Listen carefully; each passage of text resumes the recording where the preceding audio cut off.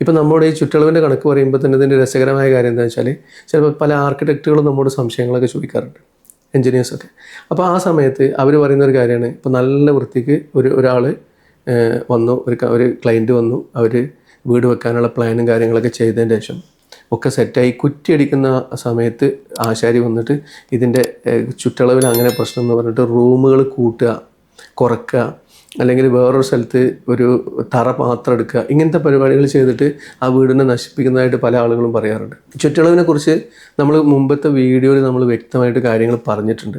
നമ്മൾ മുമ്പ് കാലഘട്ടങ്ങളിൽ ഇപ്പോൾ എൻ്റെ ഉപ്പൊക്കെ കുറ്റിയടിക്കാൻ പോകുന്ന സമയത്ത് കൂടെ ഒരു ആശാരി ഉണ്ടാവുമായിരുന്നു.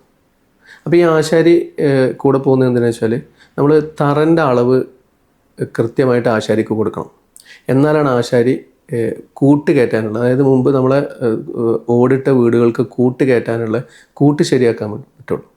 അപ്പോൾ അത് കൂട്ട് ശരിയാക്കാൻ മോന്തായം, കൂട്ട്, മുക്കൂട്, അങ്ങനെ പലതരം കൂടുകളുണ്ട്. അപ്പോൾ അത് ശരിയാക്കണമെന്നുണ്ടെങ്കിൽ അടിയിലെ കറക്റ്റ് അളവായിരിക്കണം, അളവ് തെറ്റാൻ പാടില്ല. അതുമാത്രമല്ല, ഇതിൻ്റെ ഈ മോന്തായം അതേപോലെ കൗക്കോലൊക്കെ വരുന്നതിന് ഒരു നിശ്ചിത അളവുണ്ട്, വീടിൻ്റെ നീളം വീതിയൊക്കെ കൂടുന്നതിനനുസരിച്ച്. ഇപ്പോൾ നിങ്ങൾ ശ്രദ്ധിച്ചിട്ടുണ്ടാവും, നമ്മൾ വലിയ നിർമ്മാണങ്ങളൊക്കെ ആണെങ്കിൽ, അതായത് പള്ളി അമ്പലമൊക്കെ പോകണുള്ളതാണെങ്കിൽ സൂയിക, കൗക്കോല് അതേപോലെയൊക്കെ കുറച്ചൊന്ന് കനത്തിൽ ചെയ്യും. പക്ഷെ വീടുകൾക്ക് സാധാരണ രീതിയിൽ കൗക്കോല്, സൂയിക ഇങ്ങനത്തെയുള്ള സാധനങ്ങളൊക്കെ ഒരേ അളവിലാണ് ചെയ്യുക. അതായത് ഇപ്പോൾ കൗക്കോല് ചെയ്യുകയാണെങ്കിൽ 1:4 ഒക്കെ കൗക്കോലുകളാണ് ചെയ്യുക.